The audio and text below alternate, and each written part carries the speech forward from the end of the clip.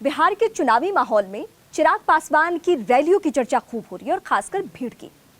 अब ये भीड़ क्यों है, चिराग की स्ट्रैटेजी क्या है, ये बताने में सियासी पंडितों के भी पसीने छूट रहे हैं। लेकिन इसे समझने के लिए थोड़ा मैं आपको पीछे लिए चलती हूँ, मतलब 2020 चुनाव के परिणाम के लिहाज से समझाती हूँ कि क्या हुआ था। दरअसल चिराग पासवान ने एनडीए से अलग होकर 2020 विधानसभा चुनाव लड़ा और सबसे ज्यादा अगर किसी को नुकसान पहुंचाया तो वो नीतीश कुमार को और उनकी पार्टी जेडीयू को। अगर बीजेपी से नीतीश कुमार की सीटें कम आई थी तो इसमें बड़ी भूमिका थी चिराग पासवान की। हालांकि इसके बदले के तौर पर लिया जाता है कि अगर उनकी पार्टी टूटी और परिवार में भी दरार रहा चिराग के, तो इसके पीछे नीतीश कुमार की स्ट्रैटेजी थी।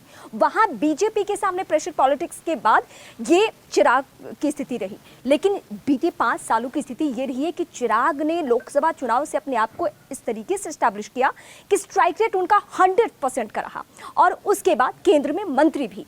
लेकिन अब वो इशारों में नहीं बल्कि खुलकर बात कर रहे हैं कि मुझे बिहार में चुनाव लड़ना है। हालांकि प्रशांत किशोर इसके काट में ये कहते हैं कि उनकी तो पार्टी का अस्तित्व ही बिहार से है, तो वो नया क्या कह रहे हैं। बिहार से चुनाव नहीं लड़ेंगे तो कहां से चुनाव लड़ेंगे। दरअसल वो ये कहना चाहते हैं कि मैं विधानसभा चुनाव लड़ूंगा, मैं केंद्र की पॉलिटिक्स नहीं करने वाला हूं, मैं बिहार में स्टैब्लिश होना चाहता हूं। और इसीलिए तमाम उन जगहों पे जा रहे हैं जहां सिर्फ उन्हें दलित किसी कैटेगरी में नहीं रखा जाए, वो सिर्फ दलित चेहरे के तौर पर खुद को स्टैब्लिश नहीं करना चाहते, बल्कि जो पिछड़ों की बिहार में राजनीति है, ईबीसी, ओबीसी और खासकर युवा वर्ग, उसमें खुद को स्टैब्लिश करने की कोशिश करें। और बहुत हद तक उनकी रैलियों में जो भीड़ पहुंच रही है, जिस तरीके से युवाओं में उनका क्रेज है, वो देखकर ये कहा भी जा सकता है कि सीट शेयरिंग की स्थिति जब एनडीए में होगी तो मुश्किलें हो सकती है। क्योंकि 243 सीटों पर फिर चुनाव लड़ने का दावा चिराग पासवान आखिर क्यों कर रहे हैं। अभी तो वो एनडीए का हिस्सा है और इस बात तो उन्होंने कुछ कहा भी नहीं है कि मुझे अलग से चुनाव लड़ना है। लेकिन अगर वो ऐसा दावा कर रहे हैं 243 सीटों का, तो इसके पीछे यही स्ट्रैटेजी है कि सीटों की संख्या ज्यादा हो। क्योंकि एनडीए के पास अभी भी चेहरे हैं, जीतन राम मांझी है, उपेंद्र कुशवाहा है, इस तरीके से जो चेहरे हैं वो सब चाहते हैं कि सीटें बढ़े और उसमें चिराग इन सब की तुलना में चाहते हैं कि उनकी सीटों की संख्या ज्यादा हो। तो भीड़ बहुत ज़्यादा है, रैलियों में उत्साह बहुत ज़्यादा है, कई जगहों पे तो पुलिस स्थिति संभाल भी नहीं पा रही है।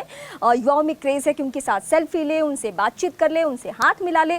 तो फिलहाल बिहार में ये चिराग पासवान का क्रेज़ है। लेकिन आप ये कह सकते हैं कि तल्खियाँ ख़त्म करने की नीतीश कुमार से उन्होंने कोशिश तो कर ली है, मुलाकात कर ली है, लेकिन माना ये जा रहा है, लब्बो-लुआब ये है कि महागठबंधन से ज्यादा एनडीए खेमे में चिराग को लेकर परेशानी है। एनडीए को समझ में नहीं आ रहा है कि अगर चिराग के साथ जिस दिन सीट शेयरिंग पे बातचीत होगी उस दिन क्या स्थिति बनने वाली है। क्या चिराग पासवान कम सीटों पर मान जाएंगे? इसकी गुंजाइश दिखती है, हाँ इसकी गुंजाइश ना के बराबर है।